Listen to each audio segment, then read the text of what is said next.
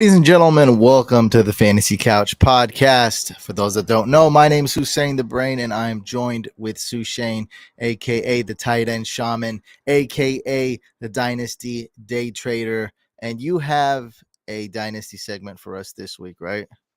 I do indeed. That kind of Last matches the week, title of the video a little bit. yeah, this podcast episode will be all about wide receivers. Last week was a bad episode. You weren't on there. You abandoned me. Mike abandoned me, and I was left alone to stew in my my Washington poop ball team logo. It was bad. It's probably the worst podcast we've ever had ever. And doing this 5-6 years. So glad to have you back to save the show, hopefully. I was about to say I'm back, so Yeah. fresh blood. We're back in it. All the We'll see what we can do. podcasts, we go live every week. They're also available to listen to later or watch on YouTube, Spotify, Stitcher, the whole shebang, Apple Podcast, Google Podcast. But don't go back and watch the last one. That one's terrible. This one will be great though. The solution sometimes is the problem. The reason I love you is the reason I hate you. And everybody's been watching this game, probably want to be talking about how much the Broncos suck. I mean, if the Broncos won, I'd have a different tone here, but I kind of expected this, kind of expect the Broncos to look terrible. They look terrible. So, I mean, I really don't care about the Broncos. There's really nothing interests me except maybe dynasty day trader here, except maybe the fire sale. Like, who should the Niners go get? Patrick Surtain the second? Should someone else? I Other than see. that, there's no topics here. Like, when do they push the reset button, or how do they, start? Like, how do they attack this reset? Other than that, I don't know I don't think we're gonna get into that topic, but we could, maybe the chat says some, maybe you say some, but other than that, there's nothing I want to talk about. Now, one thing that really stood out to me, Patrick Mahomes, super intelligent quarterback, just a top-notch elite playmaker, incredible passer, and he's a great head coach, Andy Reid. He's amazing, but like, this dude really has no wide receivers, and I'm kind of changing my opinion about Rashid Rice. Me and you pretty much both agreed that this guy sucked. I came out with my waiver wire video. I had him ranked pretty low, but I was starting to warm up to the idea of Rashid Rice, and now I'm warming up to him even more. And that's why I said solution is a problem. The reason I love you is the reason I hate you. So I still think he's not good, but also because this Mahomes has no other receivers to throw to, and Justin Watson just got hurt. Like, I mean, come on, like, Justin Watson often looks like the best wide receiver for the Chiefs, and that's a problem. Yeah. And so this guy really does stand out to me as like the best dude, and it's just because they might be playing a zone, and he's just open, and he throws him the ball, and he's a big Rashid Rice we're talking about, by the way. Rashid Rice is a big, tough guy. Now, his weight or nothing isn't like he's not like extremely big. He's definitely much bigger than the average wide receiver. What would you say that average wide receiver is? Give me a height and weight off the top of your head, so Shane, since Oh man. you've charted 500 of these, so you do Yeah, we've prospects covered every like year. So what would you say would be the average prospect coming into the league that's actually getting drafted? I would say around like 6 foot, maybe 200 pounds in that range. 200? Yeah, maybe Seems a 195, little 190. heavy. I see like 199 a lot more than I see 200 plus, I Well, think. there's also a lot of So 6'3", 220s that come into the league that are gonna, kind of put that number up. guys like Mike And more so, Evans. yeah, and more of those than the smaller guys. Got Honestly, you. Okay, so you're saying so that's like Jamar yeah, Chase, I think, right? yeah, Jamar around that Chase, the type of average size. size. Yeah. Yeah, So this guy is roughly. just a little bit bigger than the average wide receiver, but he plays big. So that's one thing that's Right. good with Rashid Rice. Right. Good contested catch. He's tough. But other than that, I mean, really not too many positives as far as scouting him out as a prospect. But still, I'm warming up to him. I know a lot of people like Rashid Rice, and I'm gonna go ahead and reluctantly though give my stamp of approval because Mahomes is just so damn good, and there's no other wide receivers he's got to really throw to. We got Kadarius Toney, we got Sky Moore, MVS. That's glad that I enjoyed that no one's talking about MVS anymore. Remember, I don't know if you know who I'm talking. One guy in our Discord liked him last year, and even he stopped. Finally, that was it though. He was he I was remember that one. he was the last of the Mohicans. He was the last guy. He The was the last lone guy. soldier, the lone wolf, and wolves are now extinct. The ancient wolves Yeah. are extinct. Yeah, it's done. So he was it. He was the last guy. No one's an MVS fan. So they really don't really have anybody. Noah Gray, backup tight end, gets a lot of work. I mean, of course, Kelsey's enough. Like, it's enough to win. Pacheco looks amazing. There are other, and also McKinnon. McKinnon's also a good piece. He's not used that much, but when he is used, it could be that home run Andy Reid screenplay, which happens often. So I am going to give Rashee Rice my stamp of approval. I don't know what this will mean because I'm very late to the game here. Like, he's already probably picked up if he's going to be picked up, but I'm saying he's good enough to be rostered, and he's probably good enough to be a spot start. Now that bye weeks have fully started to kick in, I think he is startable. Yeah, I mean, it's still going to be the Travis Kelce show over there, but, when you have matchups like Denver, for example, on paper, I know the game didn't really turn out as, high scoring for the Chiefs as I guess I thought it would be, at least, or maybe most people thought.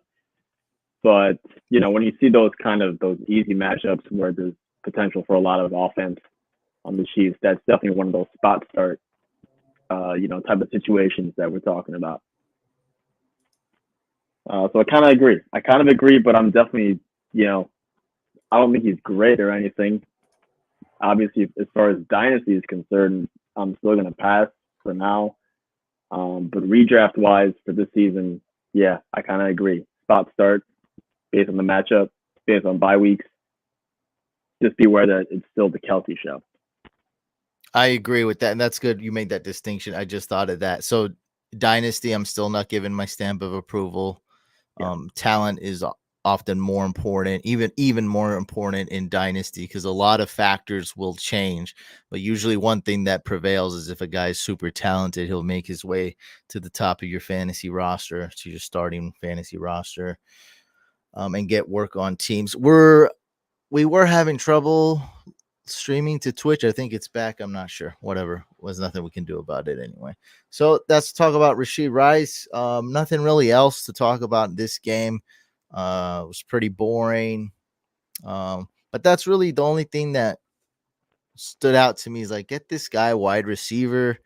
I know Andy Reid, he had Terrell Owens back when he was in Philadelphia. That was the only wide receiver he had. And in KC, he had a guy named Dwayne Bowe, who I actually know personally.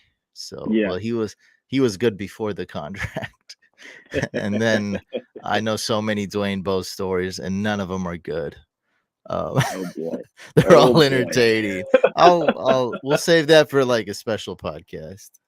We'll do like a marathon. We'll do like one of those telethon podcasts where I tell a dirty secret story like every time we hit Dwayne Bowe, milestone. Mixon, John Madden, maybe throw one of each.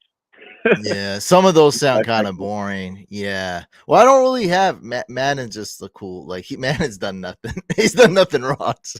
Yeah, right. He's just a big football guy. Sure. Yeah. So, and I don't think, and nobody cares about Dwayne Bowe. So maybe we won't hit any milestones. Yeah. And now he had Tyreek Hill just recently, Andy Reid, and they shipped him. This is kind of a weird trade. I mean, they still won a Super Bowl, but it's like, I don't know, wide receivers and Andy Reid, little weird relationship, like the on and off, like, hey, you guys dating? Oh, we're on and off. We get the cops called to us every week. There's a lot of beer cans out on the front porch behind the couch. It's a rocky relationship between Andy Reid and wide receivers. I don't know what's going on. Usually, when you get one, you keep one. But who am I? I mean, the guy, he's way smarter than me. He's way better at football than me. So we'll see. I Maybe don't they'll know. get a Yeah, wide it's receiver. interesting. I think they need one because also Kelsey's getting old. Right. That's the He's not whole going to idea, last right? forever. Kelsey's So they're not going to need, 25 years old. like we know if Kelsey's out, like that changes the whole complexion of the game. That's like, oh man, this offense is screwed. So they're going to need to go draft some wide receivers, maybe another tight end. I mean, it's hard to hit on a tight end like Kelsey. That's kind of near impossible. It's so random with tight ends. But we'll see, man. I think they need to go get some wide receivers, especially for their $1 billion quarterback. I think so. Yeah, it's going to have to happen quite soon because, this season, Kelsey's still a monster, obviously. I think next season, maybe he's still a monster, but, 2-3 years down the road, it's going to be over soon. And Mahomes, every time Mahomes is playing, you expect to, kind of be in that Super Bowl window. So, got to do something.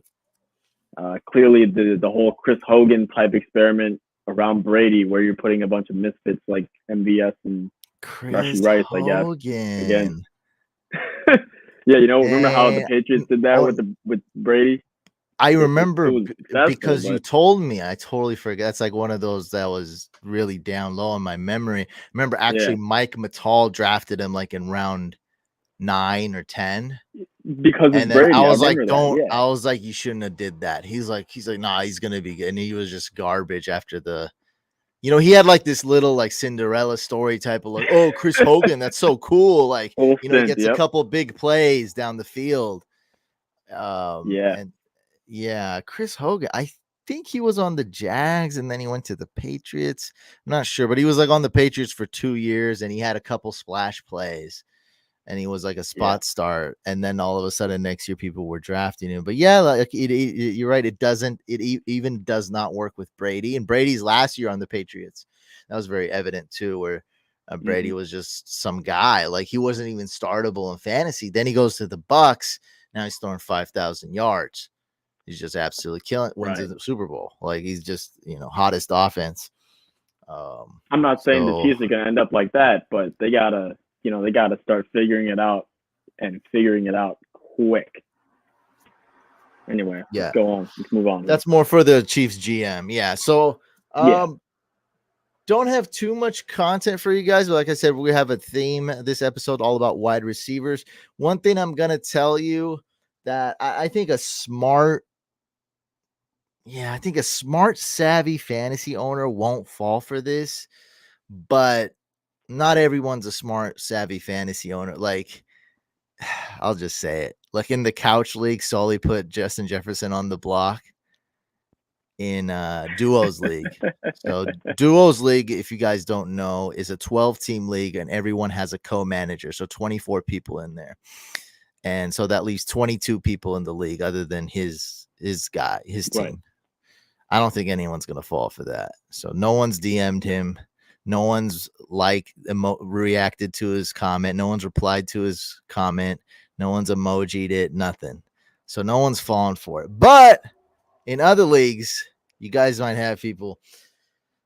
Justin Jefferson got placed on IR. What's the Vikings record right now? 1-4?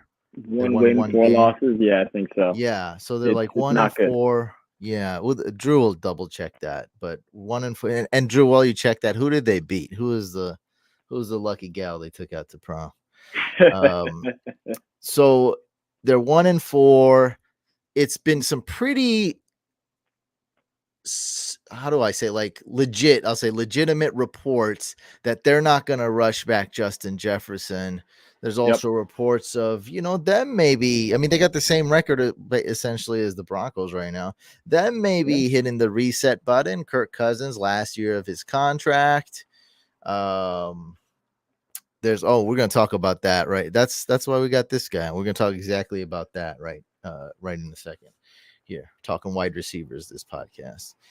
So they're not rushing back Justin Jefferson. If they go and lose 3 or 4 games out of their next 4, which is very likely, then they're really not going to rush back Justin Jefferson.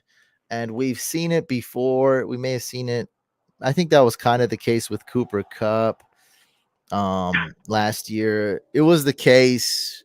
We've seen it before to where if a team is sucking, they're not going to rush back their star wide receiver, right? So it's week 11, week 12. Like if Justin Jefferson doesn't come back, I mean, you're going to be out of the. You're not even going to make the fantasy playoffs. That's how I feel right now. I'm talking to you, Justin Jefferson owners in fantasy. If you have Justin Jefferson chilling in your IR spot, even worse, if you don't have an IR spot, he's chilling on your bench, I think you're not going to make playoffs. I'm talking to you, and I'm trying to help you make playoffs. Trade him away. Do you know who you want to target? Go get Brandon Ayuk.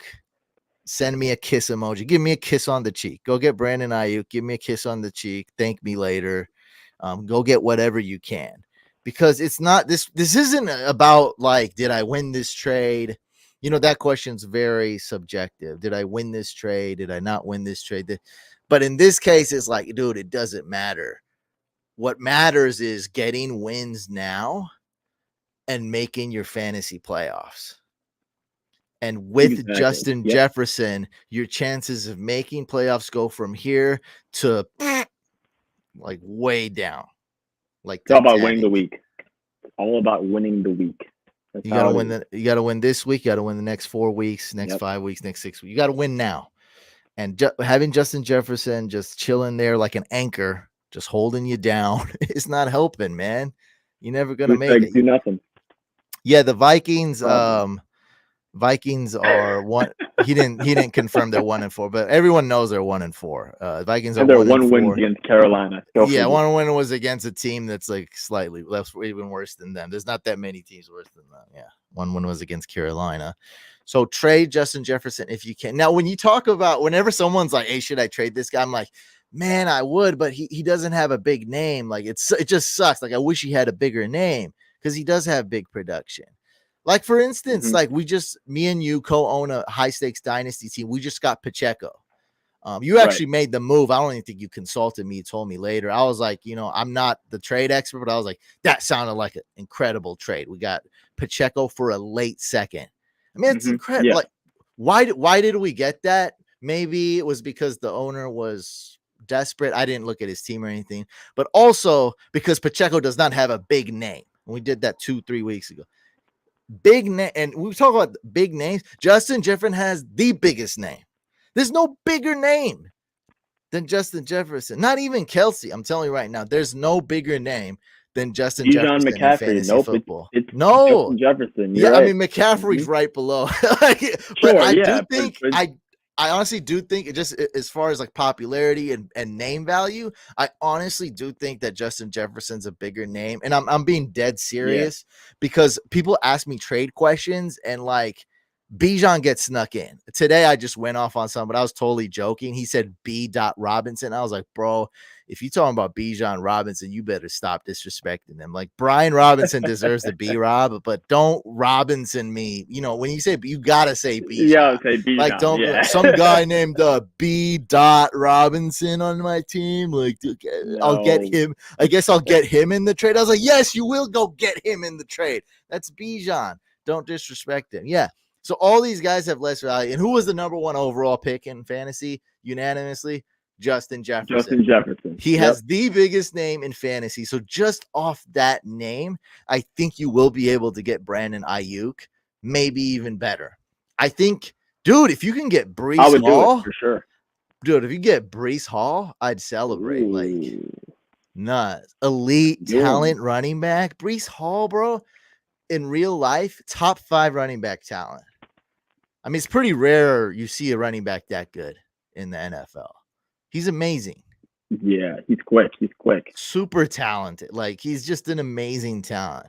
So, guys, go trade away Justin Jefferson, even if you can. Even the Justin Jefferson owner of my dynasty is looking to trade. So, again, I do want to say, in leagues with smart people, with smart, savvy owners, this is going to be hard. Like, I'm not trying to sugarcoat it like, oh, yeah, just go get Breece Hall, like, or Brandon Ayuk. It's not going to happen. Like, you might have to find the guy who's a little bit more of a casual. in your league to get this trade done, because they might not know about the reports. Because some people in their minds, they see, oh, Justin Jefferson, short-term IR, he'll be back in 4 or 5 weeks. Might not be. And if it's not, then that you're totally screwed. You're totally screwed, because if he doesn't come back in 5 weeks, man, I think there's a good chance he doesn't come back. Like and plus you're probably not even in fantasy playoffs anyway. So what's it even matter? Yeah, 4 or 5 weeks at this stage in the game, it's done. That's when fantasy playoffs start. When do they start? Week 13 usually? 13, 14, something like that. There's that extra week now. 14 now. Yeah, now it's 14. So week 14. But you could be eliminated, man. You got to get yourself 8 wins to get in playoffs usually. That's around there, roughly. Yep. 8, 7, 8, 9 wins, something like that. Good point here by Jairus. Why not take the risk though if you're 5-0 or 4-1? I still wouldn't, because he might not come back.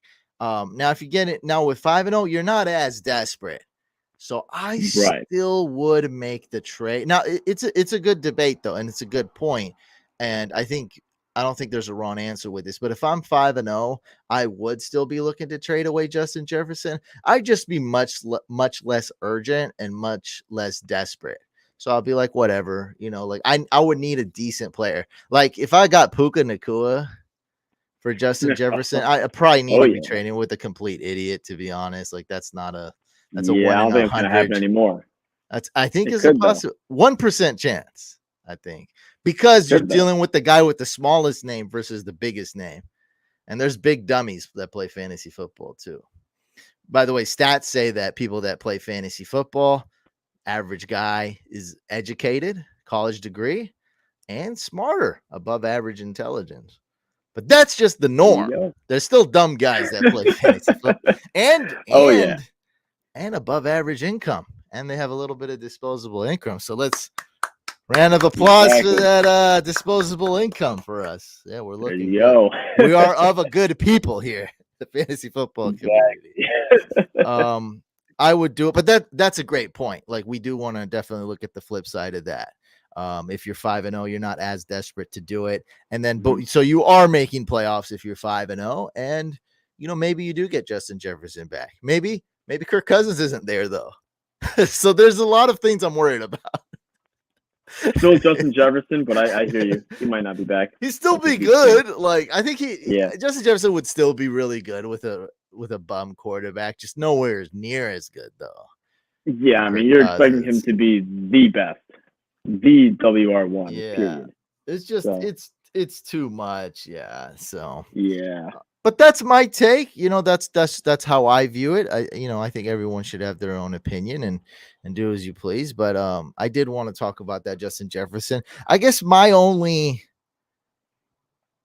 what value is my opinion really providing here? Well, 2 things I think. One, my BS meter is really good. So I think it's legitimate when they say like, hey, they're not going to rush him back. So I'm putting my stamp of approval on that. I'm signing off in ink, permanent ink, that I truly believe they will not rush back Justin Jefferson, like at all. I believe that. So I have a good BS meter when it comes to news. I do fall for fake news every now and then, but it's super rare that happens and they fool me. Second thing that I guess I have is some kind of insight is I get to see a lot of your guys' questions. So what's cool is like you guys might get like trade offers in like 2 leagues that you're in, but my DMs are full of trade questions. And so just today is it was just today where I saw the B. Robinson trade. Yeah. And I was like, no, don't trade, don't make this deal and go get Brian Robinson. I was like, wait, you're talking about Brian Robinson, right? Not Bijan? He's like, no, I meant Bijan. I was like, then go get him. So I do see CMC in trades today. I do see Bijan Robinson in trades today. And I see quite a few Justin Jefferson in trades today. And in 2 of my leagues, in the league message boards, there was Justin Jefferson on the block. I did Hack My Lineup last night. What did we do on Hack My Lineup? I had the guy go on his app, sleeper app, and put Justin Jefferson on the block. And then I typed a message and I said, Jay Jetta's on the block. Hit me up with realistic offers. And so I'm kind of privy to what's going on. Like I see it. see, So I at the see. same time, I do know it is hard to ship Justin Jefferson. I do know there are These are buyers though big too. names. Yeah, hard to ship big names. I mean, I this is think I seen a crazy. couple buyers on Discord today. So I don't know if they Wow. were Okay. specifically buyers, but maybe people in their league were buyers. So I do know Sure. there are buyers, There's but action going it'll on. be, Yeah. it'll be a tough sell. But at the same time, man, it's got that big brand name, like Ferrari, Tesla, Lambo, whatever the sexy car names are. I'm not, whatever. Don't cancel me for cars. All right, we're gonna go into the news, and then we're gonna go into the Dynasty Day Traders Dynasty segment, and then we'll answer questions. So stick around. We'll answer your fantasy questions at the end of the show. All right, so not a lot of news, but it's been disgusting injuries. We just had a really cool live stream on Hack My Lineup where I started out with kind of just poo-pooing all over fantasy football, saying this year's all luck. And I honestly thought the chat would disagree with me and I just sound like a hater. But they all agreed with me unanimously. It was crazy. So, and I didn't expect them to at all. But it seemed like everybody agreed with me. There's way too many injuries this year. It seems like every single fantasy owner is severely affected by all these injuries. It's out of control. I have Justin Jefferson in 0 leagues, and I hate it. Just on a personal, selfish level, I hate it. Like I got Kirk Cousins in 2. I think I got him in 2 leagues, at least 2. Pretty sure 2 leagues. It's just annoying. Like, I just don't want to see it. Like he's the kind of the face of fantasy. Like guys like Mahomes and Justin Jefferson. It's ugly, man. James Conner. Like I sent out a tweet with all the names off the top of my head, all the players that are hurt. It's like a disgusting list. We got Eckler, Saquon, James Conner, Justin Jefferson. Cup got hurt. He just came back. Like the list just keeps going on and on. AR, out for 8 weeks. A chain, like it's disgusting. So just more injuries on the news, basically. Okay, so it's week 6. The teams on bye this week are the Steelers and Packers. So the Broncos activated tight end Greg Dulcich from IR. That's awesome, but he got hurt again today. Nice. Incredible. Incredible. And that's one of our favorite like dynasty prospect tight ends, like super sleepers. And yeah, a little sleeper tight end who's actually kind of decent, but who hit and then disappoints, which is just it's frustrating. It's frustrating when those things happen. Like it's not like what do they say, like a clean break, like Jalen Reagor was just a big miss by me, and it's over. Clean break. Like I take the shot, I rip the band-aid off, it's over. But it's guys like Claypool and Dulcich that really hurt. Like I know they have the talent, but either they're like they have a screw loose, or their situation with their coach, or like something like that, or their team's holding, or they're on the Denver Broncos and the team it's about to, I don't know. It's really frustrating. Yeah, like Freiermuth, I still believe in. And it's like another one. He gets injured, and his quarterback is Kenny Pickett, and his offensive coordinator is Matt Canada, who has a burner account. Like, I'm like, bro, like this guy's really good, and he's open a lot, and he's got sure hands, and I mean, he should just be a solid top 7 tight end. But no, anyway. I need to read the news. All right. So Cowboys placed tight end Peyton Hendershot on IR. Jags designated defensive tackle Devon Hamilton for return from IR. Treylon Burks is out again. Man, this is another just frustrating guy who, this could have been a big miss by us, but I want to give him a chance, though. We haven't really given Treylon Burks a chance to even see if he's good in the NFL. So another frustrating situation there. He just can't stay healthy. Miles Sanders did not practice. Sully has him on our start sit as a featured sit this week. Khalil Herbert didn't practice. Roschon Johnson didn't practice. Now, what I'm expecting, Roschon Johnson, 10 days to recover from a concussion. This is kind of how I'm guessing it'll pan out. Roschon should be back. Most people come back in don't even miss time from a concussion. And since he had 10 days, I'm thinking he'll be back. Khalil Herbert's injury seems more serious. He might miss a couple weeks. So that's why Roschon was number 1 on my waiver ads.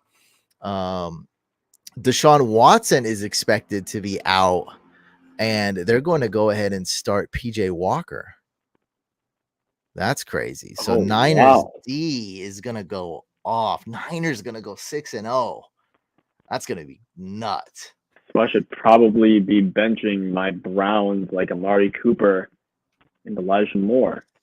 Oh boy. Well, Elijah Moore, I dropped him in one of my He's just leagues. yeah. Just he has no Okay. upside. Like I just Sure. feel like any random guy I start will be just as good as him. Yeah. But Amari Cooper might be tough to bench since he's the number one guy. And Niners secondary is not great, and they're gonna need to throw the ball, the Browns, in the fourth quarter. So that would be a tough bench. And you probably play PPR. Yeah, I play PPR. I think I'm trying to look at my roster in my head. I think it would be coming down to Amari Cooper versus Jahan Dotson. If you have an opinion on that, Just start Cooper. just go with Amari. All right, Yeah, that's I'm your very locker emotional. I trust. Okay. Very emotional when it Ugh. comes to Washington players right now. I don't trust anybody except Sam Howell, Hey, who Logan thought I'd be Thomas, saying that man. sentence. Don't trust anyone but Jeez. Sam Howell. My God. Yeah. Yikes. This what is kind of fantasy. sentence is This that? 2023 fantasy, ladies and gentlemen. Yeah. Jahmyr Disgusting. Gibbs and Sam Laporta is now hurt. Oh, Ladies and really? gentlemen, Oh, no. calf injury. All Oh. tight ends are now injured. Yeah, there's just Kelsey's out there dominating with one leg. It's incredible. It's great. Tank Dell did not practice. I think that's a concussion. He's feeling better. Zay Jones, this is a mysterious thing where he's always hurt. He did not practice. Juju, Demario Douglas didn't practice for the Pats. Juwan Johnson, another injured tight end, didn't practice. Daniel Jones, Gary Brightwell didn't practice. DK Metcalf didn't practice. I don't know what's up with that. That's crazy. DK Metcalf. He's their number one option. Yeah, that's a big deal. Okay, these guys were limited in practice right here. Keontae Ingram, Hollywood Brown, Dawson Knox, Kincaid, Kmet, T. Higgins, Tony Pollard, Bobby Woods, Donald Parham, Devontae Adams, Jeff Wilson Jr. coming back from IR, Jordan Addison, Tyquan Thornton. He's coming off the IR list. Seems like he'll be able to play soon. Saquon Barkley, Wan'Dale Robinson, Darren Waller. Darren Waller, new groin injury. Sushi, I know you need Waller news. New injury. Yeah. There was a hamstring before. So, yeah, it's a mess. Elijah Mitchell, limited. Mike Evans, limited. Okay, that's it. Jonnu Smith, ultra sleeper. Yeah, I have him in a league. I mean, right now, Jonnu Smith is a top 12 tight end. I mean, not just like on the rank, like not just like prove like the fantasy points. I mean, like projection wise too. Like he's a startable tight end. For sure. Let me ask you one thing, just because we're on the topic here. So limited was Keontae Ingram. I've seen a lot of people add Amari DeMercado, even put some fab down. Like I'm saying, like not just a couple dollars, but I think in one league it's $1,000 fab league. I think someone put 467. I mean, people are kind of going not all in, but they're really thinking this DeMercado guy. He's a rookie, undrafted.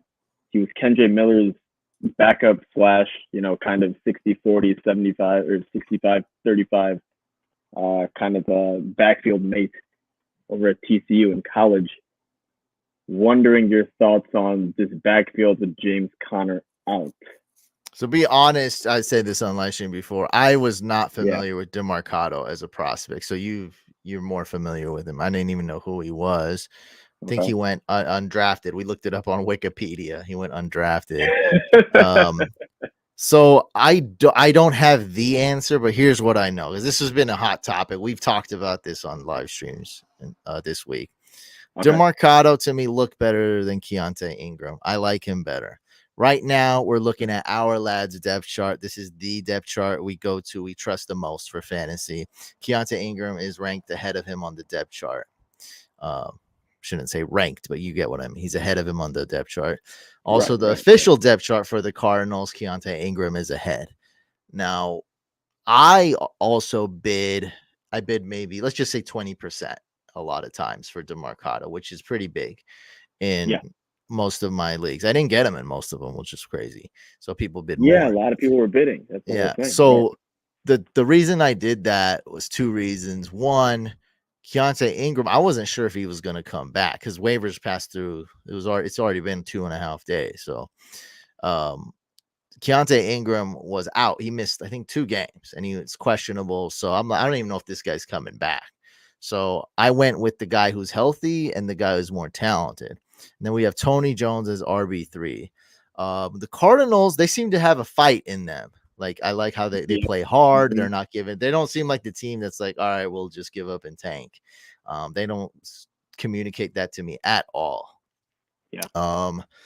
So with that being said, I prefer DeMarcado, but Keontae Ingram seems to be the starter, seems to be the RB1. He's back at practice. We just said, what did we just say? Limited participation today. Yeah, So, limited. I don't know the answer, but I've told people if I had the choice between the two, I would prefer DeMarcado. Seems like he's the more talented. I mean, Keontae Ingram to me seems like a nobody. Like, just I mean, they're totally both as irrelevant. prospects coming in, which is kind of what I know about them most. They're both kind of nobodies. Yeah, but in a way. DeMarcado looked better. I Yeah, haven't so that's seen sure. Keontae Ingram look like an Good at NFL all. running back. Yeah, Right. at all. So that's what I'm going off of. I mean, a lot of people, the couch captains, like for example, they don't like Brian Robinson, right? But he's Mhm. looked really good in the NFL. And as far Yeah. as him competing with Gibson, he's beat him even after he got shot in the carjacking. Yep. So That's true. Yep.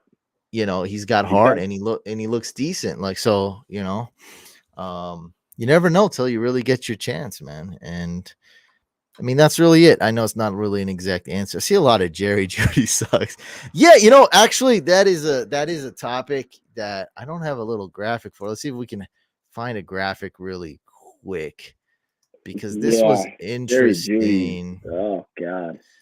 This was interesting. Yep, I saw that one. I think I texted it to you. someone was it you who texted or Mike? Yeah, someone texted I me. texted it to you Yep, like 2 there it is. hours ago. Yeah. Yep.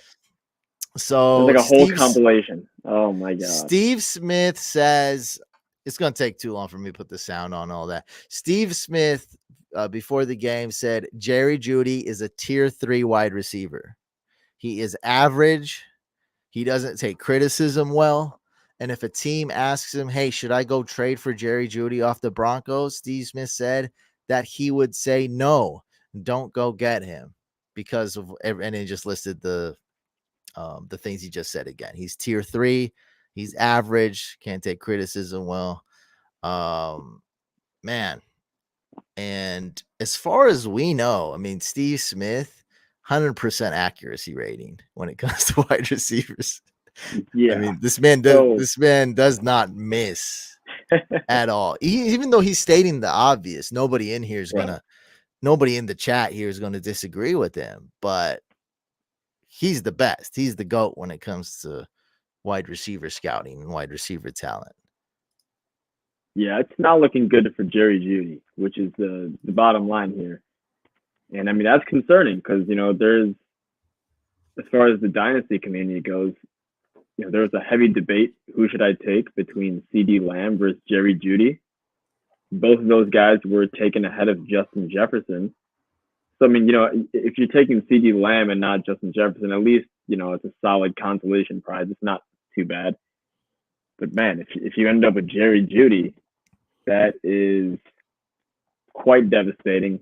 I think someone commented earlier about, how soon does Jerry Jeudy get traded to the Panthers? I mean, that seems like a Panthers move right now, right? No, I saw something. No, because Steve Smith is in tight with the Panthers. Oh, true. They're gonna You're right. look at what he just said. Yeah, they're definitely not. They cannot cross Steve Smith. To me, that's just a fatal move. Like, how would you cross? No, Steve you can't Smith? do that, especially for his position. No way. No. Yeah, it's I didn't put that together. That's yeah. very fair. Yeah, I saw that. Someone, I don't know where that was. I saw at least like, oh, for sure the Panthers ain't getting him. Yeah, somebody said that here. I think it's like, Oh, dude. Yeah, they're not getting. They're looking for a real wide receiver though. It sucks, man. I wish I traded away Judy when I had the chance. I guess on the positive Yeah. note, I only have him in one league. It is a dynasty league, but I only have him in that league. I don't have him in any of my other 14 leagues. We don't have him in that dynasty league, so what are you gonna do? I'm gonna take a small L. I'm kind of tanking in the Empire League anyway, or this is my last year that I plan to not be competitive, Yeah. and so whatever. I'll take my small L for all of those of you who are Judy truthers, which a lot of people were. I think as of right now, he's not startable. No, he's not I startable. mean, There's so few people on the Broncos. As long as the Denver Broncos are in this condition, I don't know who's startable, honestly. Maybe Russell Wilson and Superflex just because you kind of have to. But other than that, cannot think of Cortland a single Sutton. person. Cortland Sutton is I benched him this week, startable. and I I've got benched like him Brandon too, Cooks but and some other guys.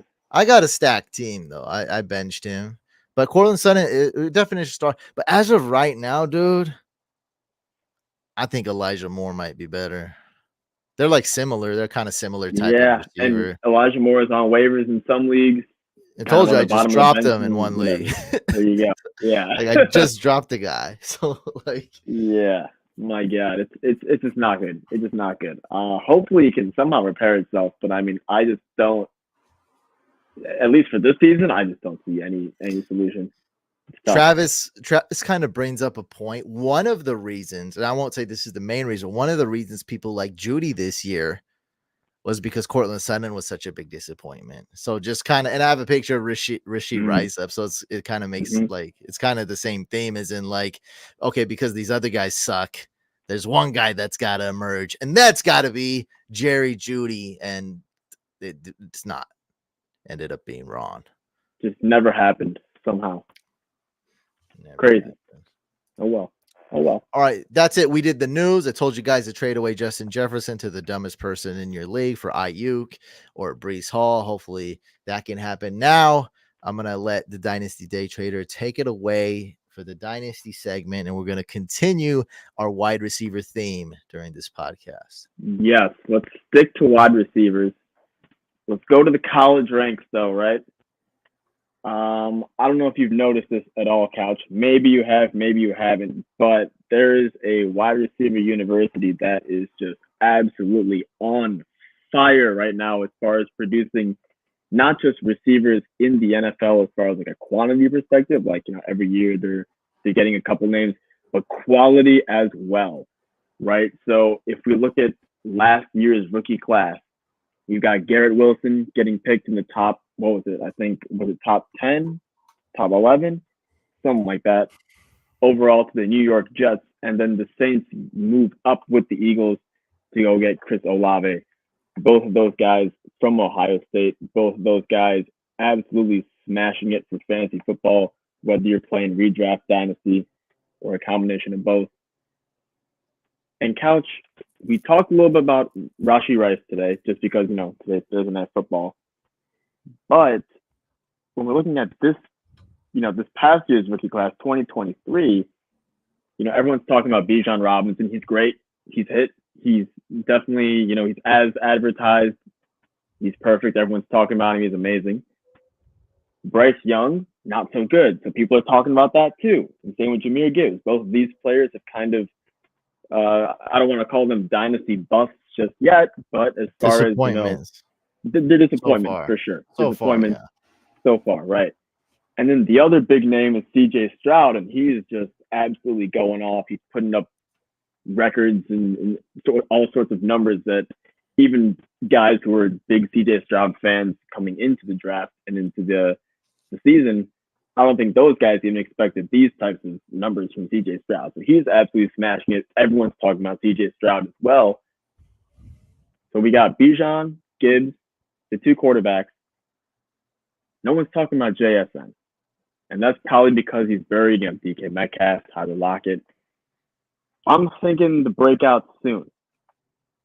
So if you remember, both Garrett Wilson and Chris Olave, they said JSN was, in their words and not mine, better than them. Now, I think he's still going to be better than Chris Olave. I think it's only a matter of time. I think we're about, within 2, 3, 4 weeks, I think we're going to really see Jackson Smith and Jigba kind of pop off as a receiver for Seattle. So that's definitely a guy that you want to, buy low, definitely in redraft and even in dynasty. I mean, right now it's not, a terribly buy high window for him. And, I'm not saying that this weekend is your last weekend to do it, but that window might be closing pretty soon. So you might want to get your hands on JSN. And right there, assuming he does, pan out in the NFL, that's 3 superstar, just stud receivers coming out of Ohio State in the last 2 seasons. Garrett Wilson, Chris Olave, JSN. All 3 of these guys could be top 15 or better receivers in fantasy football, dynasty format, redraft format as well. Let me interject with JSN really quick. He had wrist injury. Sportsman Analytics, my favorite doctor on Instagram, said that the grip strength was projected to be back around week 4. So week 4 just happened. Week 5 bye week. Now, I'm kind of backpedaling on JSN and saying, like, regardless, it's Geno Smith and Lockett and DK are still really good. And so I think kind of similar to Elijah Moore, who we keep bringing up, I don't think he's going to really push you over the edge in redraft. So if you're not in a deep league, I wouldn't worry about him. You can add him off waivers as a nice stash. Like, I like that.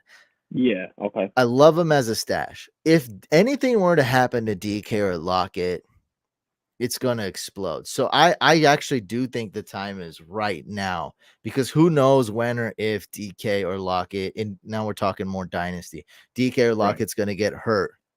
Because once that happens, it's going to be too late. The bye week just happened. He just got his strength back in his wrist. He broke and had surgery. That's not a nothing burger, by the way. When you break your wrist and you have surgery, that's not nothing for a guy who's getting paid to catch the football. Exactly. Right. So I just don't want people to be too late is all. So I do think I say it's more urgent. If Lockett and DK stay healthy, then yeah, it's not really urgent, but you never know when that injury is going to happen. And then it's going to be too late. Just like, I just want to do a quick throwback. Justin Jefferson was a backup. He was on the bench playing behind a guy named Ola BC Johnson. Yeah. On some websites called him BC Johnson. Yep. Yeah. I had to close my eyes and really think and make sure I got his name right. AKA a freaking nobody. Where is he now? I don't know. No idea. I don't even think he's talking to Dwayne The Rock Johnson right now. I don't know where he is. Or maybe he is. I'm not a big XFL Could be. fan. Who knows? Yeah, could be. I wouldn't know. All right, go on. That's the point. So, so I mean, if Jackson Smith and Jigba, if he does come back soon, I mean, that window is closing, right? And if he does come back soon, if he does pan out, then all of a sudden we're gonna have 3 absolute banger receivers, all from the same school, Couch. Now here's the exciting thing. Next year, 2024 rookie class, we got 2 more. Okay, the lesser one of the 2. His name is Emeka Egbuka. He, in my opinion, talent-wise, obviously much different type of receiver. He's pretty close to Chris Olave. So that means I expect him to be a darn good receiver for fantasy football. And, for redraft, potentially when he's a rookie, and obviously for dynasty formats. But the big one here, probably the best one we're going to see in quite some time. And his name is Marvin Harrison Jr. Couch, I know you've already heard of him. He is quite good. And, we're going to talk about him in a second. But I do want to point out, we're not going to get into any more names because now we're going into the far future here. There's a couple more guys in 2026. A really special guy in 2027. So I mean that's so far out that we really want Marvin Harrison in Dynasty, because the next guy like that so far out. And that dreaded 2025 class couch has 0 Ohio State wide receivers. So, is every single one of these guys going to be great in the NFL? I don't know. Maybe. We'll see. We'll definitely be coming back to this graphic, in the coming years because there's some future guys here. But let's focus today, and you can move on to the next one, on who I think is either the best guy or the second best guy on that list. And his name is Marvin Harrison Jr. So, last month we talked about Caleb Williams, quarterback, USC, gem of the draft, amazing guy, super flex, darling, fantasy football, all-star, dynasty, perfect, everything great. All roses and flowers, it's all good, right? Here was the bottom line, though, that I told you about Caleb Williams. If you remember, Couch, I told you that you can tank for Caleb Williams, but, it's not going to be the same thing as Bijan Robinson. There's going to be a lot of other guys who are gunning for Caleb Williams because, again, running backs in Dynasty versus a quarterback in Superflex Dynasty, huge value difference. So because of that, a lot of, some teams are going to be in that situation where they're going to have to trade. If I'm a rebuilding team, I'll have to trade away like a young guy, like maybe like a T. Higgins or like a Treylon Burks or someone I don't want to give up just to shed points, right? To get the pick for Caleb Williams. So let's say I do that, right? Let's say I'm competing with a couple guys, where we're all tanking. We're trying to get the lowest max points for, all trying to go 0 wins and however many losses. And, I do that and I trade away a guy like Christian Watson to shed more points. And I fall short. If I get the 1.1, great, good for me. I'll draft Caleb Williams. What if I come up short and I get the second overall pick? I've got great news for you. You're not screwed. You're not screwed at all. In fact, I would highly recommend tanking for the second overall pick because it still ensures you Marvin Harrison Jr. No Caleb? No problem. You can still tank for Marvin Harrison Jr. And trust me, you will not regret it. Because, Couch, and this is going to be the possible debate here. Obviously, I'm not predicting this, but I'm saying this is possible. He could be the best fantasy wide receiver of this decade. As a prospect, you can scroll down a little bit. As a prospect, Couch, the top guy for me, and again, consensus, there really is no consensus for prospects, but there's a kind of a group. I think there's like a group of like maybe 7 or 8 guys that everyone kind of considers their top receivers as prospects entering the NFL. Nothing to do with NFL success. I would say a guy like Jerry Rice is probably the best NFL receiver, not the best prospect. So we're just going off prospect. If you were to ask me to rank my top 4 or 5 guys, I'd say number 1 is Julio Jones. Number 2, Calvin Johnson. Number 3, Randy Moss. And right there at number 4 would be Marvin Harrison Jr. So that's going to be ahead of guys like Jamar Chase, Andre Johnson, CeeDee Lamb, as far as recent memory goes. I mean, man, this guy has all-time written all over him. It is exciting. It is exciting, Couch. As far as fantasy goes, actually, let me first talk to you about the NFL draft, right? We told you Caleb Williams is going to go first overall. That's probably a lock. It's probably a guarantee. Regardless of who has the first overall pick. I know right now, I think, Carolina's in line with the Carolina slot, so I guess the Bears would have it. I don't know. Regardless of who has it, I think it's a sure bet that Caleb would go first overall. Or they traded. Yeah, they traded the pick to get Bryce Young. No, I mean, if you have the number 1, let's say it's the Bears right now. I think if the Bears don't want it, right. If they want to go with Fields, stick with Fields, they would trade it away. Exactly, and that goes for anything. Like it happens every year, right? Right. So that slot is pretty much guaranteed Caleb Williams. After that, though, if there's more quarterbacks, because obviously, the position is highly valuable in the NFL, so that's going to get pushed up in the draft board. Okay, fine. But I'm going to tell you right now, the first non-quarterback, and this includes defensive players, pass rushers, offensive linemen, left tackles. The first non-quarterback to be drafted in this class next year is probably going to be Marvin Harrison. You're probably going to see him at the very minimum get drafted 3 or 4 overall, at the minimum. I think the peak here would be number 2 pick, right behind Caleb Williams. It would just depend on how the draft order falls and what trades are able to, what teams are able to trade out on draft day and whatnot. Where did these guys go?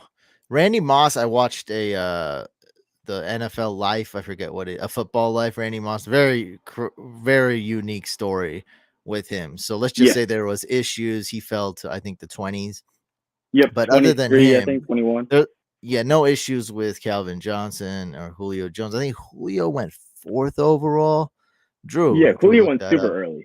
4th overall. I think Calvin Johnson went right around the same. I would guess 4. It was either 3, 4, or 5. I don't think I ever really see a wide receiver go 1 or 2. Am I missing something? Yeah. Calvin Johnson. Calvin Johnson would be the 2007 2nd overall pick. 2nd overall. 2nd overall. Okay, so 6th overall was Julio, I think. That's what I think Drew that saying. Sounds 6th right overall. To me. 6th overall sounds right. Yep. And so Falcons, I think they may have traded up. They did. Mm-hmm. Okay, 6 sounds late, but I mean, it was right around there. I was guessing. Yeah. I know it was like 4 to 7. Okay, and Calvin Johnson went 2nd overall. 2nd overall. Who went first that year? 2007. That's a good question. You have to look it up. We can't go off memory. Moss was 21. Yeah, that's what I remember. Drew, look up Calvin Johnson. Who went first in that NFL draft? But again, Randy Moss was a very unique situation. He had trouble in high school. Yeah. Went to kind of a weird college and just a different, it was just it's an anomaly. It was a total anomaly on how he went late. If he had a normal recruit, big college, he probably would have went 1st overall. Oh, for sure. Jamarcus Russell. Oh my god. No way. Because I'm crazy. Who is the better? And I'm not doing big scouting back then. I mean, this is a long time ago. I was doing fantasy couch. I didn't even know what dynasty football was back then, to be honest. I mean, heard of dynasty. I think I heard of keepers. Oh, yeah, for sure. Back then, heard of dynasty. Yeah. So I'm not but dude, he was the most for sure prospect from my memory. Mm-hmm. I'm bro, just look at and then that was probably before the combine. That was just from his college film. And then in the combine, he broke the combine.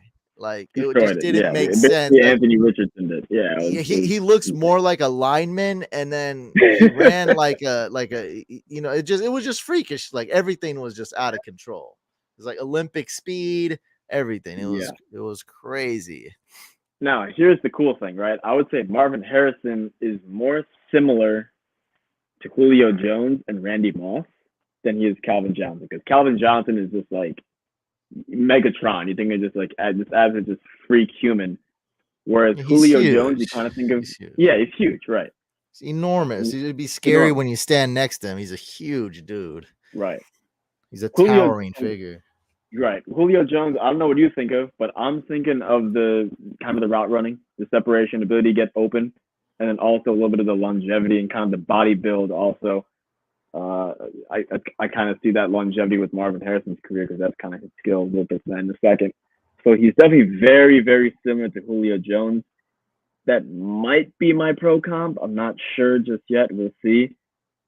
But Randy Moss is the one that, man, we're not going to put highlights today. We're not going to go through film today. We're going to definitely do that, in the off season, in the months leading up to the NFL draft and all that stuff. But man, when I show you some of Marvin Harrison Jr.'s contested catches, I mean, it will remind you of Randy Moss. It looks great. It'll make you just go, wow. There's no other word that'll come out of you. You'll just see it. Wow. That's it. Wow. Now I kind of want the first and second pick now. That's what I'm Because I saying, feel man. like if I Second get pick. these two, I'm set. I feel like I'm set. Oh yeah. I feel like I'm gonna do it. I'm just gonna go for it because it's an empire. By the way, if those might not know, we're talking about the Couch Empire League, identical to a Dynasty League. It's super flex as well. But if somebody wins back to back years, the league resets. And Yeah. as a look, to be honest, as like a player, I hate it because it gives you that anxiety and stuff. But overall, it's better.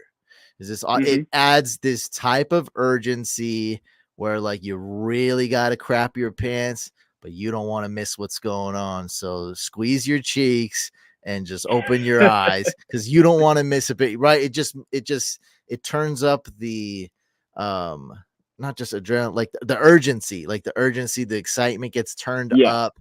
Like it's always the fourth quarter. It's always tied.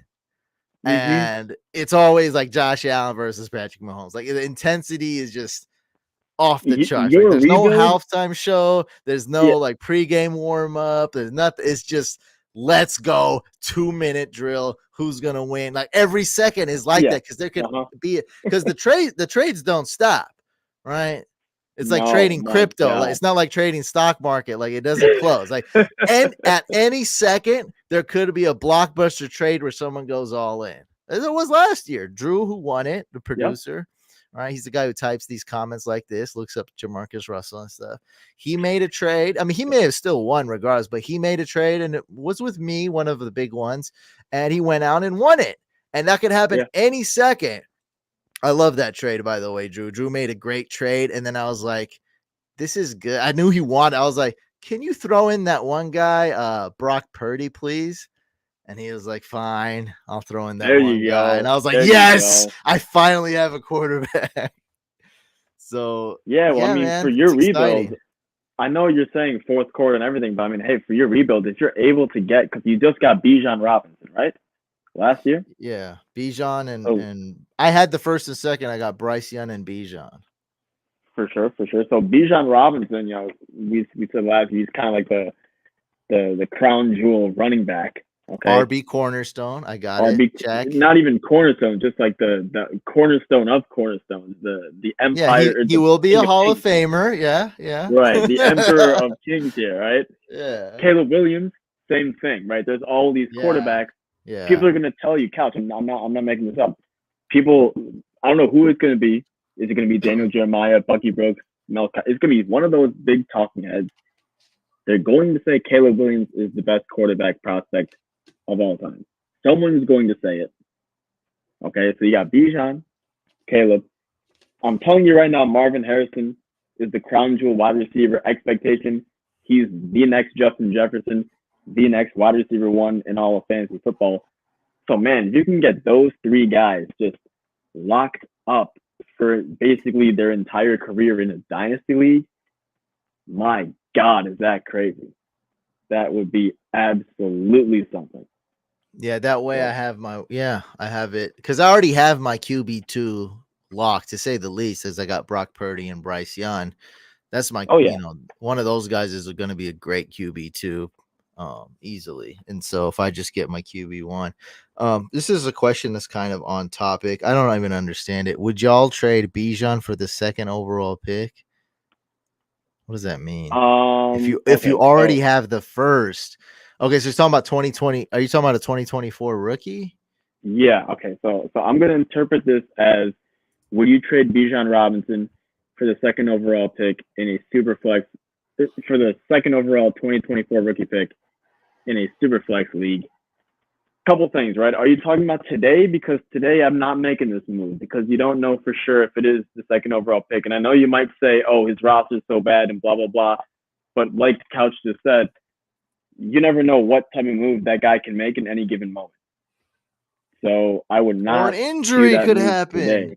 Or injuries My can happen, God. right? We're just looking at the team with Justin Jefferson. Remember 5 weeks ago? You're like, man, that team's Exactly. stacked. Now look at it. Not Now that it's over, stacked. right? That's another thing. Injuries can happen to, both to Bijan, but also to Marvin Harrison. And on top of that, man, I mean, I feel like next year, when the time comes, when this pick is on the clock, I think this might be a close to even deal. But I mean, today you got to get more. I think today you have to get more for Bijan That's what I was than that. thinking. If you do this, you should ask for more, Yeah, especially with the Raiders. significantly more. Like I would try to get another first round pick more if you're trying to get in the pick direction, or like maybe like a Christian Watson more if you're trying to get a young player involved into this trade. Oh, or a running back because you're probably getting a wide Yeah, receiver out of this. sure. Yeah, or a running back, right? Which Dang. not as sexy of names because in my opinion it's really just McCaffrey and Bijan. Other than that, forget about it. But yeah, I mean, whatever fits, whatever the team needs, you have maybe Hawkinson if it's not premium, I guess. Whatever that type of piece. You need one more, not super elite, but definitely very good to great piece along with that second overall pick. All right, he has his answer. Let's finish this. Yeah, let's talk segment. about the second overall pick. Let's talk about his skills real quick. Let's get a little quicker on this one. Be brief. So here's what he brings to the table, Couch. Marvin Harrison, without watching any highlights today, this is what he brings to the table. First of all, big frame. Is he DK Metcalf, Calvin Johnson? No, he's not that bulky up here just yet. He could become that, but today he's not that. But he does have that big frame, and he's got these strong hands and these ball skills that really just give him an insane contested catch ability. All right. He's not slow. He's got good raw speed, crisp route running for a larger this is guy. 440 in that article you sent. Yeah. 4.4 40 time, which is very fast. Very fast, and you got to consider this, right? He's a larger guy. I think he's probably going to measure in at like 6'3", maybe 6'4", something like that. Like he's definitely he's a big dude, all right, big fellow. Obviously the 4.4 speed is one thing, but the way he gets in and out of his breaks at the top of his route for such a large guy, it's crazy. I mean, it's very smooth. It's kind of freakish. It's really good for separation.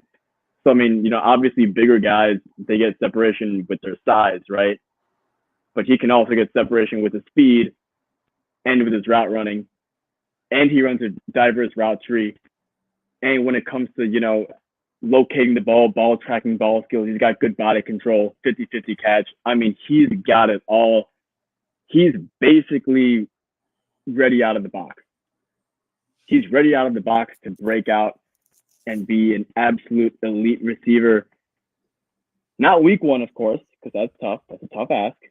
But definitely, I expect to break out by the mid-year of his rookie season. All right. Okay, I got a question for you because this is something we talked about, and then you have these names up here, which I'm gonna bring up. So we talked about with this rookie class, like Josh Downs and Zay Flowers, two small guys. And Zay Flowers hasn't shown it yet, but it's very early. I was like, these guys are small, they're undersized, but they're touchdown guys like that. And in fantasy football, touchdowns will always be king, no matter what format you're playing. Sure. Calvin Johnson, he was a touchdown guy, very inconsistent though. I don't know quite why it is. I can't put my finger on it, but like some years he'd only get 5 touchdowns. Sometimes he'd get 3 touchdowns in a game. Like you just never knew, but he's so big. It's like, okay, like he's still a touchdown guy. I think sometimes I wish he was more consistent and got more touchdowns on a regular basis. Julio Jones was actually not a touchdown guy for whatever he's reason. Notorious for that one, right? He didn't get it. Randy Moss was like the touchdown guy. I was like no other touchdown guy other than Jerry Rice, of course. But like that's the thing with Marvin Harrison. And there's different ways to be the touchdown guy. If you're looking at stats, size does help traditionally, but that's just when you look from the outside and you're looking at just numbers. It's very different it's case by case for wide receivers. So is Marvin Harrison a touchdown guy? Okay. That's good question. Good question. let me answer that by kind of going into our next section here, right? I think he's gonna hit immediately as a rookie because the only thing he's missing to kind of take his game to the next level is just kind of being more intricate with kind of setting up the defense, right? Kind of go against that next level, that next step, that next layer of knowing football. And I'm optimistic he does that quickly, Couch. And this goes into your question because of his rapid improvement. All right. I don't have the stats, the actual numbers there for 2021, but I think he had 11 receptions for 3 touchdowns when he was a freshman. Okay. And in his second season last year, 14 touchdowns. That's more than 1 per game. That is more than 1 per game, which is very impressive. Yeah. So I think that answers your question. I think today he had 4 or 5, which is again pretty similar pace to 14. So he's definitely on schedule, which is good. 1,200 receiving yards on 77 catches, just to kind of round out that picture there. But the big thing here is that you see that rapid improvement, right? That rapid growth. Year 1, he was kind of a nobody. Marvin Harrison Jr. was not going to be a guy, 365 days ago or maybe actually 2021, I would say, so 2 years ago, would not be a guy that, I would be hyping up. And then all of a sudden, he just exploded. You can see that if you're a PFF guy, you can see that reflected in the grades as well.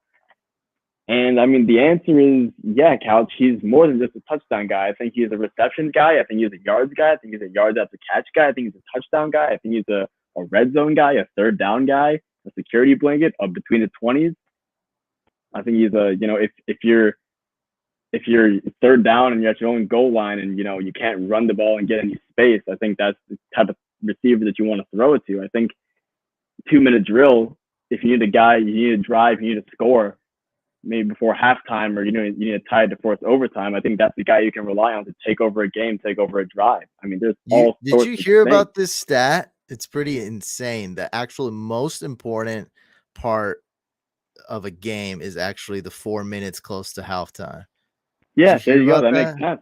Yeah. Yeah, it's crazy because of the coin toss and who's getting the ball and the 2-minute drill before halftime and all that. It's actually proven to be more conducive, is that the right word, to who's going to win the game. It has more of a direct impact, higher percentage chance who's going to win the game than the last 2 minutes, which kind of is what I assumed before I saw that YouTube video and read about it. And I was like, dang, that makes a lot of sense, because I always think about the coin toss. Like, I'm a defer guy. I like to defer.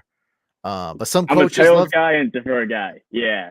You're a defer guy as well. Okay, yeah, but some coaches like to receive, because I don't know why, but I mean, there's no wrong answer to that, because I mean, I'm not going to go against some smart coaches who love to receive. I'm not going to go against that, but it's like, but it's all to do with that 4 minutes in the smack middle of the game, which is nothing to do with Marvin Harrison, but just wanted to throw that out there. To do with Marvin Harrison and the 4-minute drive, to tie it all together, this is a guy that I would rely on. This is a guy that I would feed in the 4-minute, 2-minute drill leading up to halftime. Absolutely. I mean, my God, I cannot wait. I have him in my Devy roster. I've been waiting for 2 years, Couch. I cannot wait to add him to my teams officially next year, start getting fantasy points.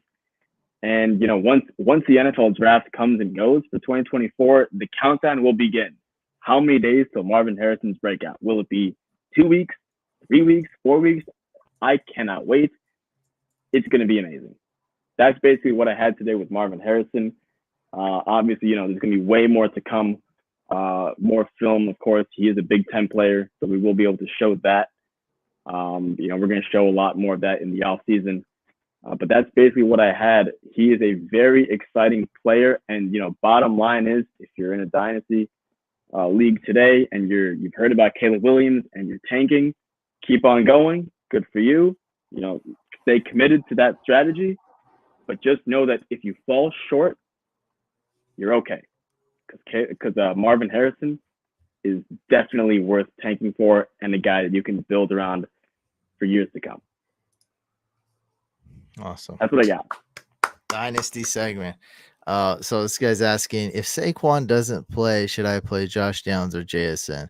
Now, kind of sticking to what we were just talking about, there was two guys that I went all in during my dynasty career, from when I first started playing dynasty till just this season. It's been Saquon Barkley and Bijan Robinson. I went all in. I love these guys. I was even pretty high on Brees Hall. That was more in redraft, but I'm saying like these guys heal faster. I mean, they're just upper echelon when it comes to everything: team leadership, intelligence, catching the ball, speed, power, just Yep. everything. So I am banking on Saquon Barkley playing this week. I'm pretty confident in that. One of the reasons I benched Cortland Sutton in a dynasty league was because I'm confident Saquon's going to play. Now, I don't know that for sure, and we do have to see Friday's practice. He's got 8 limited practices in a row, but I'm telling you right now, I truly believe. I mean, that's all we got, right? We got to believe. Like, I believe he's going to play, so I think you'll be fine. I even told someone today, like he was like, "Hey, should I start this crappy player?" I think should I start Jaleel McLaughlin or should I just risk playing Saquon? And instead of Go with giving him a long answer and being like, you probably have another guy, I was like, just go Saquon. I didn't even give him the long thing because he probably has other options that are just as good as Jaleel McLaughlin. But I'm like, dude, just go Saquon. You'll be fine. And for some reason he seems like he doesn't play, then you have just start a random guy there. But the Saquon's gonna play. If not, start Josh Downs. It's fine. And Josh asks, would you trade Derek Carr and Downs for Jacoby Myers? 20-man PPR redraft guy I'm trading with has no backup QB. Downs and flex. Carr on my bench right now.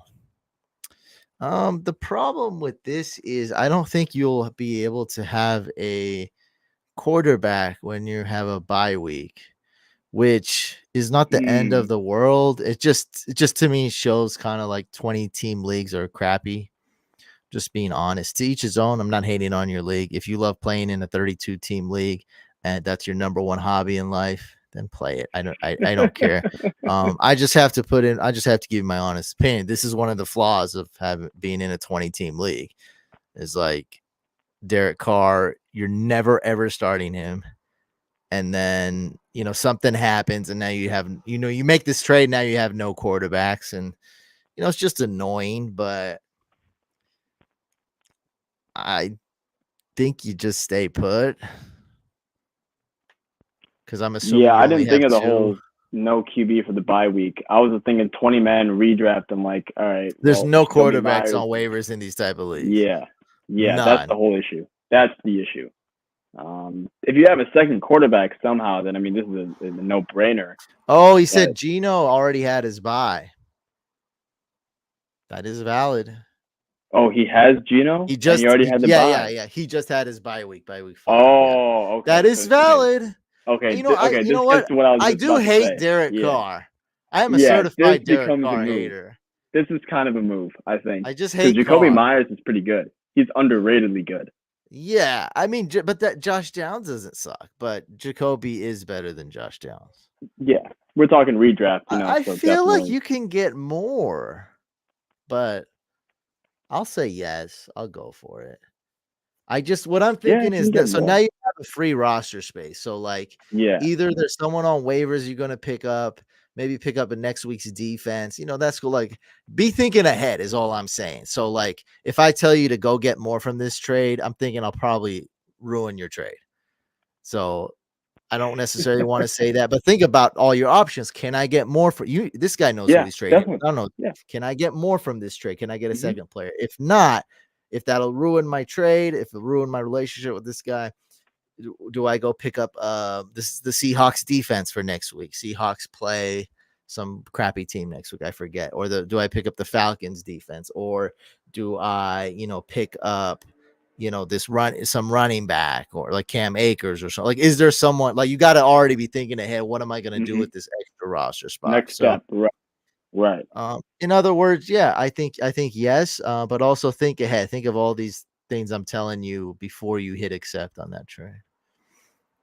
Opinion on a trade I made. What was his lawn? Ryan, I can't read, Ryan. Traded Devontae Adams and Musgrave for Derrick Henry, Brian Robinson, Goddard, and Love. My wide receiver, blah, blah, blah, blah, blah. It's okay. Yeah, I think this is all right. It's clearly okay. it seems like you needed running backs, and you have Yeah. receivers, Puka Waddle. So, you got Derrick Henry, Brian Robinson. Dallas Goddard had a pretty good week. He bought high on him.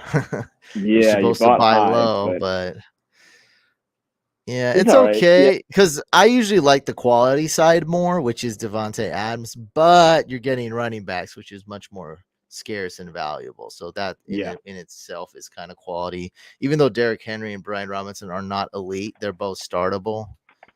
yep, for sure, Yeah, definitely. it's okay. And remember, guys, this year is funky. So you're just doing whatever to survive, whatever you can to squeeze out a couple wins right now. Yep. That's really it. We're just trying to stay Win the afloat week. and make playoffs. Win the week. There's nothing else we can do. Yeah, it's the most out of my whole time playing fantasy. This has been the messiest, craziest, luckiest, flukiest, ugliest season ever. Oh my god. Yeah. I don't know about ever, but at least in like a good 5 years. Ever? Yeah, ever. Oh, bro, I've never even seen anything like this. Just look at the first round.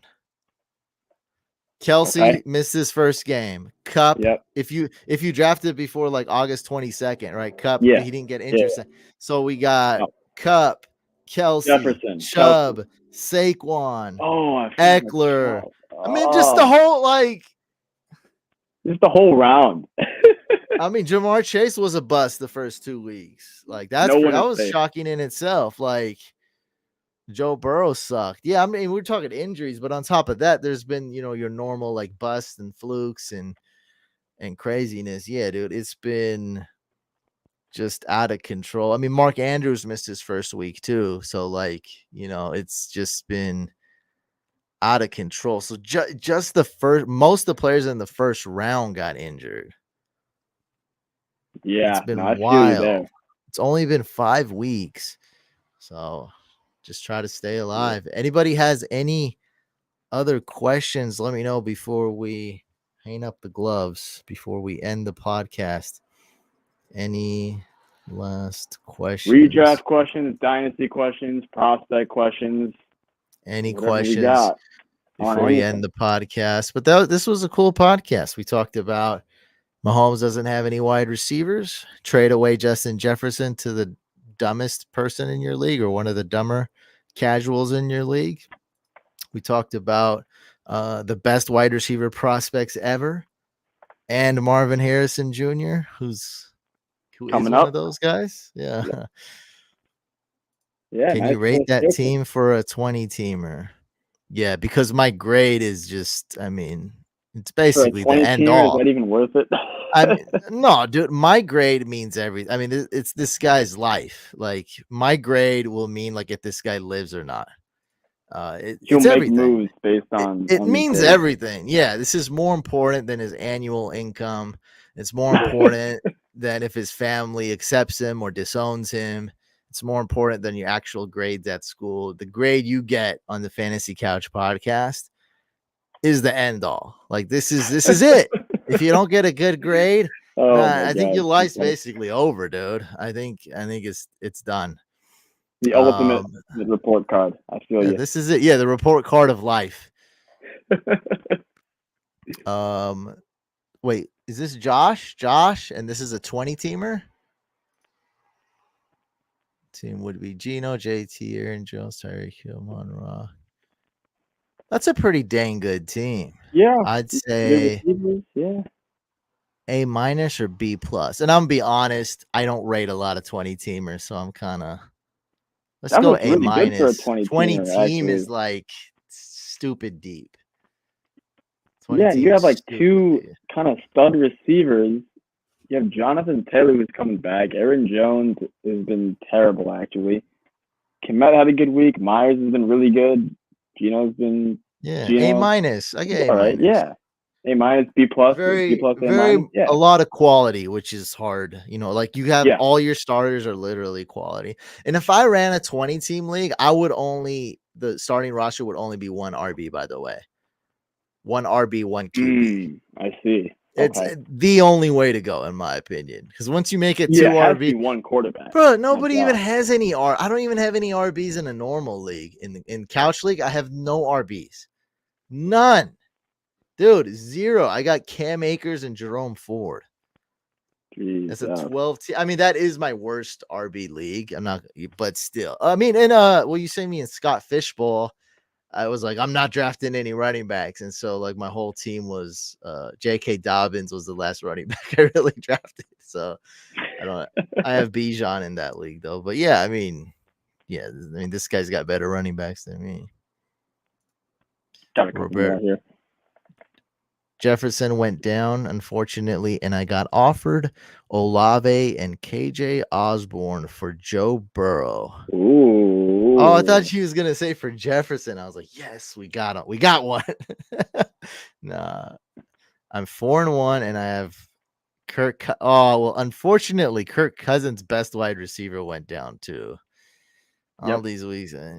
Nah, see, the past is the past, bro. You're talking about when you started Kirk Cousins in the past, which is over here. Okay, he had Justin Jefferson. The future, he might never have Justin Jefferson. So unfortunately, the Kirk Cousins of old is not the new Kirk Cousins. That Vikings offense, it's like half as good, maybe. It's tough. Half as good, yeah. Maybe. Boy.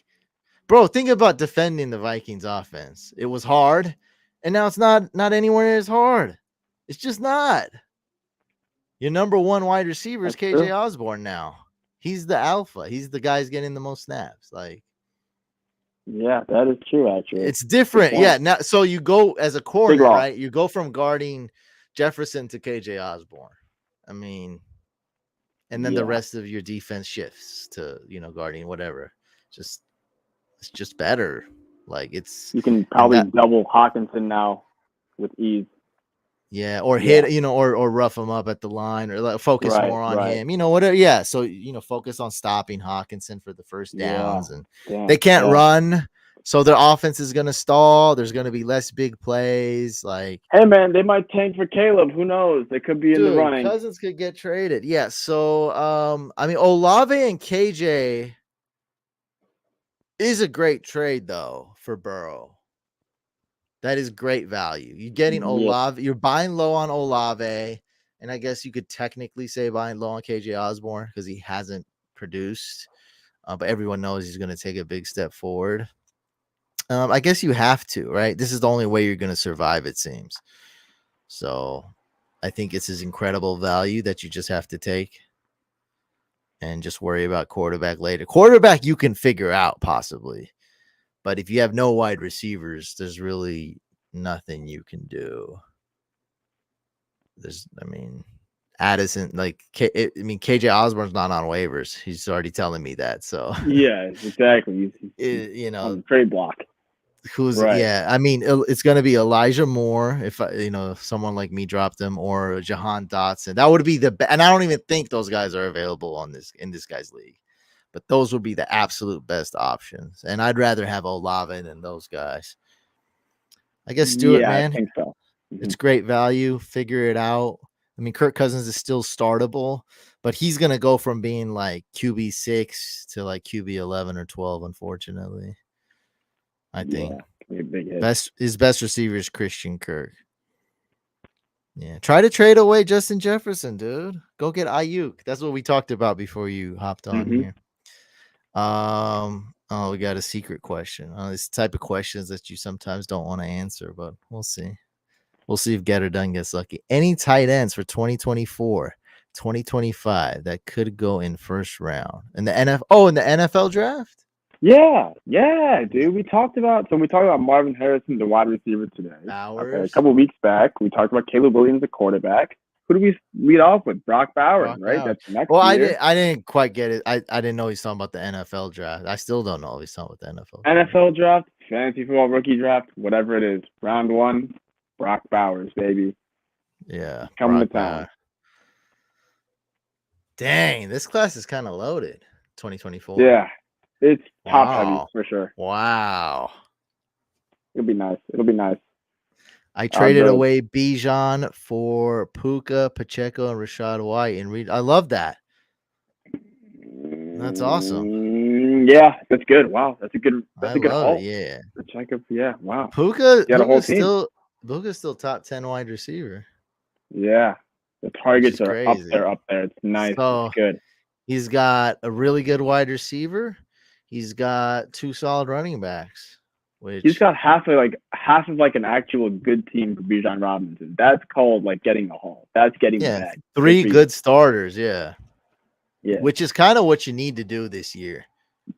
Is like because that's what I keep saying. Like, man, a lot of teams they don't have a flex. They don't have an RB2. I'm there with you guys. Like it happens. So now you do. You do have a flex and an RB2 now.